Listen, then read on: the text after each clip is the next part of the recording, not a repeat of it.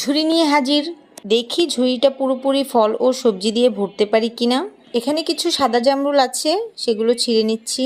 আমার ছাদ বাগানে জামরুলের 4টি ভ্যারাইটি আছে।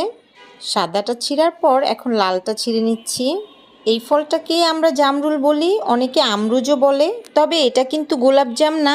আমার ছাদ বাগানে গোলাপজাম গাছও আছে, সেটাও আপনাদেরকে দেখাচ্ছি।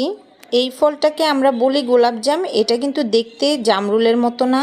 একজন আমার জামরুল পাড়ার ভিডিওতে কমেন্ট করেছে যে ওইটা নাকি গোলাপজাম, তাই আমি তাকে দেখিয়ে দিলাম কোনটা গোলাপজাম আর কোনটা জামরুল।